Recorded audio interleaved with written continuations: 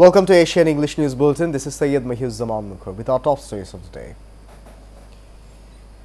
Prime Minister Sheikh Hasina today underscored the need for quick disposal of the cases alongside ensuring transparency and accountability in the judiciary to make sure justice for all. The Prime Minister was addressing as the chief guest the 59th Annual Council of the Bangladesh Judicial Service Association held at the Bangabandhu International Conference Centre in the city.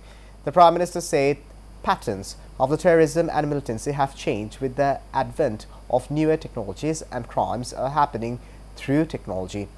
She called upon all, including parents, teachers and religious guardians, to raise anti-terrorism and anti-militant awareness campaigns across the country to fend off terrorism and militancy. The government that will solve the internal issues of the country and the foreign diplomats have to abide by the rules of Geneva Convention in this regard, said Road Transport and Bridges Minister Obaidul Qadir. The minister said this while talking to reporters at his ministry's conference room at the Secretariat. Qadir, also the General Secretary of ruling Awami League, said government always alert to prevent any kind of terrorism and government will take necessary steps if anyone creates chaos in the country and causes sufferings to people. Law enforcement agencies are always active to tackle violence, he added. Rangpur Metropolitan Police Commissioner Noor Alamia has said the third Rangpur City Corporation election 2022 on December 27 next will be a model one. He said today while addressing a special briefing on the occasion of sending EVMs and other election materials to the polling centres on the police line, school and college ground in the city.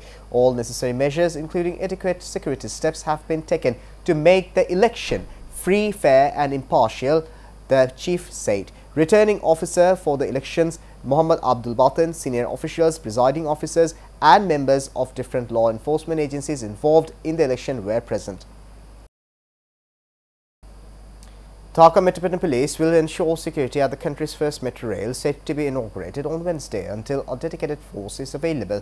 The Cabinet Division will hold a meeting in this regard today, and a proposed organogram for a mass rapid transit police force will be placed there. Officials said this. MAN Siddiq, Managing Director of the Dhaka Mass Transit Company Limited, said they hope the 357 post organogram would be approved at the meeting. However, a top official of the police headquarters said it may take some more time to make the dedicated force functional. Prime Minister Sheikh Hasina will inaugurate the Uttara Agargaon section of the metro rail on Wednesday. It will be open to commuters the following day. A Rohingya man was shot to death allegedly by unidentified killers at Ukhia Balur Mat camp in Cox's Bazar early Monday, said police.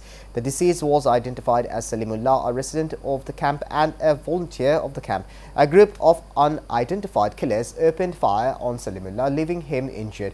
Later, he was taken to Southern Hospital, where doctors declared him dead. Police recovered the body Monday morning.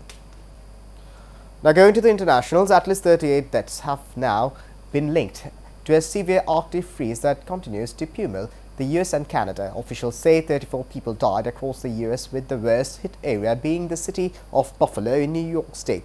4 fatalities occurred in Canada when a bus rolled over on an icy road near the town of Merritt in the western province of British Columbia.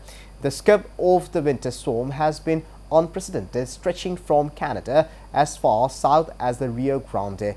Forecasters say the storm will ease off in the next few days, but the advice remains to avoid traveling unless essential.